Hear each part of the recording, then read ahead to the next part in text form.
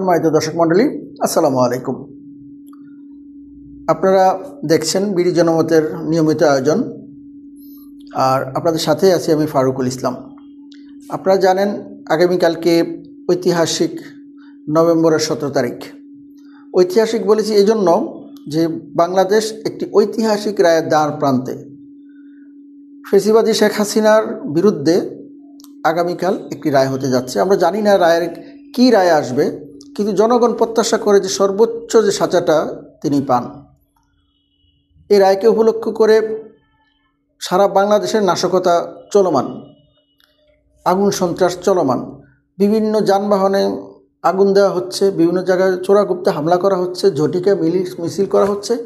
অর্থাৎ আওয়ামী লীগকে এখন পালিয়ে যাওয়া ফেসিবাদী যে শক্তি, তাকে মনে হচ্ছে লাদেন বাহিনীর মতো করে, জঙ্গি বাহিনীর মতো, হঠাৎ করে আসে, হঠাৎ করে চলে যায়।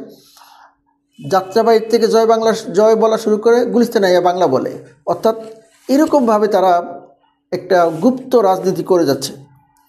যাই হোক না কেন, আপনারা জানেন যেহেতু আদালত একটি রায় দিতে যাচ্ছে, আর শেখ হাসিনার যে অন্যায়, তার যে হত্যাকাণ্ড এবং মানুষের উপরে, বিশেষ করে ছাত্রদের উপরে যে বিভীষিকাময় হত্যাকাণ্ড তিনি চালিয়েছেন, ব্রাশ ফায়ার করেছেন, গুলি করিয়েছেন এবং মিথাইল যে মরণাস্ত্র সেটা প্রয়োগ করেছেন, তার প্রমাণ কিন্তু এখন গণমাধ্যমে চলমান।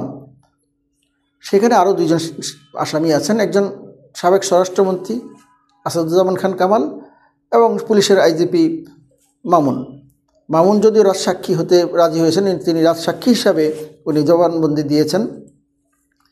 এখানে এই মামলায় সাক্ষী দিয়েছেন যে আবু সাইদের বাবা ও তার পরিবার, সাক্ষী দিয়েছেন জুলাই অভ্যুত্থানের অন্যতম নায়ক সজীব ভুইয়া, সাক্ষী দিয়েছেন দৈনিক আমার দেশের সম্পাদক জনাব মাহমুদুর রহমান সহ আরও কয়েকজন। ঘটনা যাই হোক, একটা দেশ এইভাবে নৈরাজ্যকর অবস্থার দিকে নিয়ে যেতে দেওয়া ঠিক না। বিচার তার স্বাভাবিক প্রক্রিয়ায় চলবে এবং এই রায় সবাইকে মেনে নিতে হবে। আমরা প্রত্যাশা করি জনগণের পালস যেটা বুঝেছি আমরা, সেখানে জনগণ তার বিরুদ্ধে সর্বোচ্চ সাজাটি চায়। কারণ যেই ধরনের পৈশাচিক সে নারকীয় কাণ্ড তিনি ঘটিয়েছেন, তার উপযুক্ত শাস্তি হওয়া দরকার।